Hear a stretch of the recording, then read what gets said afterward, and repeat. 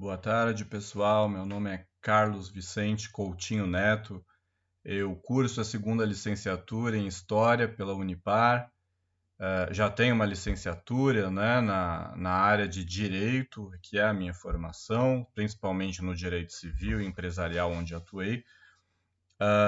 E hoje nós vamos ver um conteúdo relativo à aula de História para o sétimo ano, que estuda, né, neste período aí, ah, as transformações do período medieval para o período contemporâneo, principalmente se concentrando ali mais ou menos entre o século XV e o século XVIII.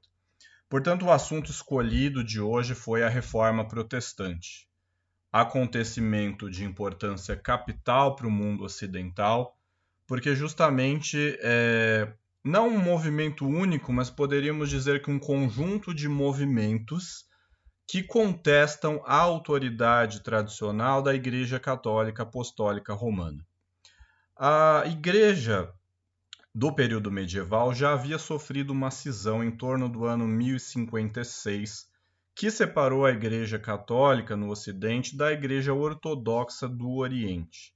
Dentre outras questões, houve uma contestação à autoridade do Bispo de Roma, que se colocava em questões teológicas e políticas acima dos demais patriarcas da cristandade, como o patriarca de Alexandria, o patriarca de Jerusalém, o patriarca de Antioquia e principalmente o patriarca de Constantinopla, capital do Império Romano do Oriente. Né? Agora, quando estamos ali no período da Baixa Idade Média, começam a surgir vários questionamentos a respeito das doutrinas católicas. Então, por exemplo, no século XIII, fim do século XII, né, início do século XIII, nós temos algumas reivindicações por parte do comerciante francês Pedro Valdo.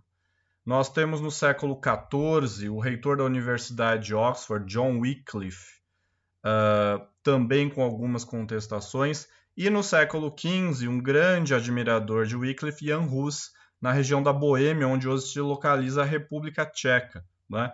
Então, basicamente, se contestava o celibato clerical, a estrutura hierárquica episcopal, né, e papal, a necessidade de tradução das escrituras para a língua vernácula e não apenas a Vulgata, que era a versão da Bíblia, traduzida do hebraico e do grego para o latim por São Jerônimo, mais ou menos no século IV, que era a única versão da Bíblia permitida durante a Idade Média.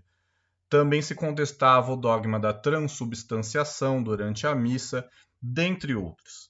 Então, na verdade, a reforma não acontece automaticamente a partir do século XVI, ela já tem raízes anteriores.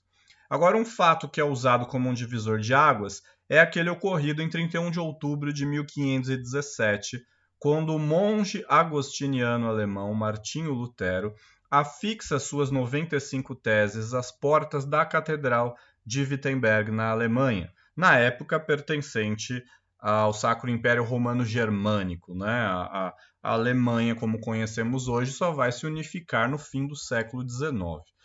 Bom, basicamente ele se insurgia contra a venda de indulgências, não é? A ideia de que contribuindo com valores para a igreja, à época para financiar a Basílica de São Pedro em Roma, fosse possível comprar o perdão de Deus ou menos anos passados no purgatório.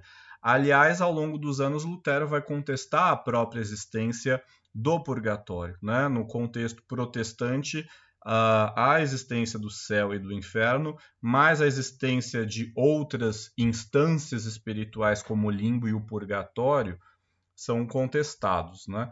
A venda das relíquias, a venda de cargos eclesiásticos, a ideia de que é possível obter salvação eterna pelas boas obras. Um dos preceitos da Reforma Protestante é justamente o sola fide, né? A salvação pela fé exclusivamente.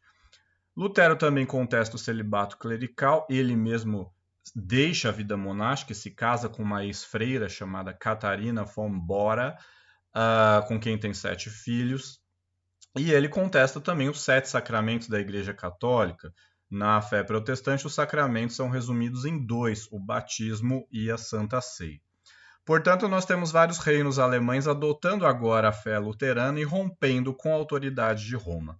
Mas não só ali, porque a reforma continua na Suíça, com o advogado francês João Calvino, na cidade de Genebra, e com o ex-padre Eurico Zwinglio, na cidade de Zurique. E além dos preceitos, né, defendidos por Lutero, nós temos aí alguns dogmas adicionados a essa visão, como, por exemplo, a questão da predestinação da salvação. Aquele que é salvo ou não salvo, já tendo sido escolhido por Deus desde o início dos tempos. É uma ideia, na verdade, retomada do próprio Santo Agostinho no século IV. Né? Não é uma ideia propriamente nova na teologia cristã. Há um grande impulso à poupança, à vida simples, à vida frugal, o que colabora para o desenvolvimento do empreendedorismo e do capitalismo, né, nos países que adotaram a reforma, como bem apontado pelo Max Weber no seu livro Ética Protestante e o Espírito do Capitalismo. A doutrina calvinista vai influenciar muito os puritanos da Inglaterra, os presbiterianos da Escócia, os huguenotes da França e os reformados da Holanda.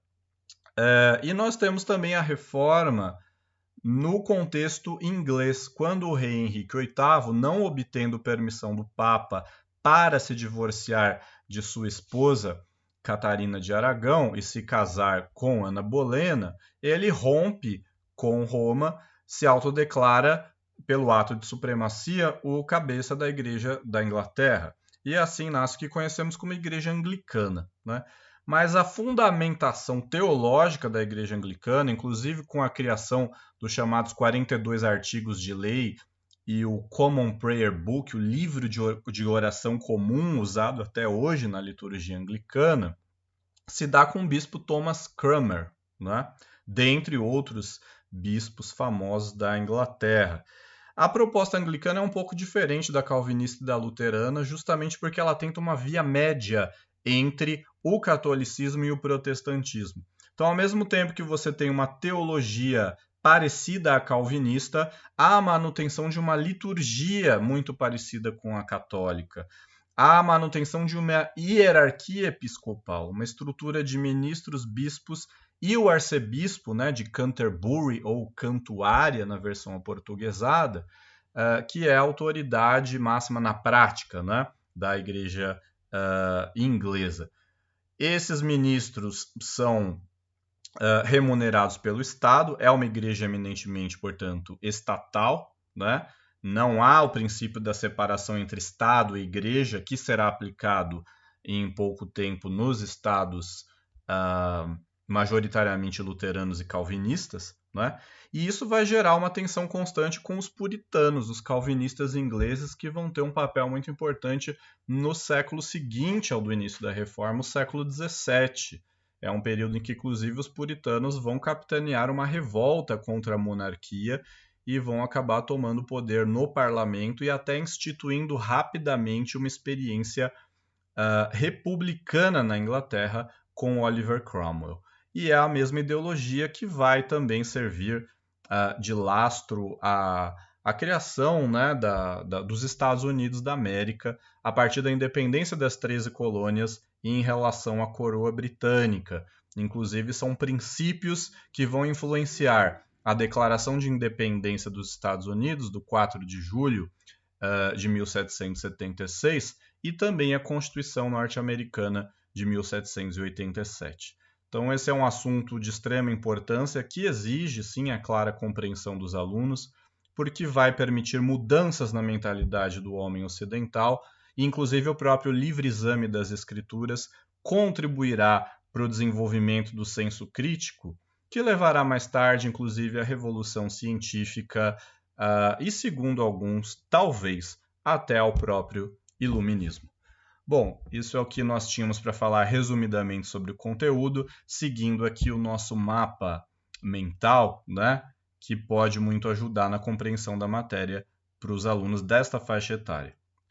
Então é isso, agradecemos a atenção e uma boa tarde a todos.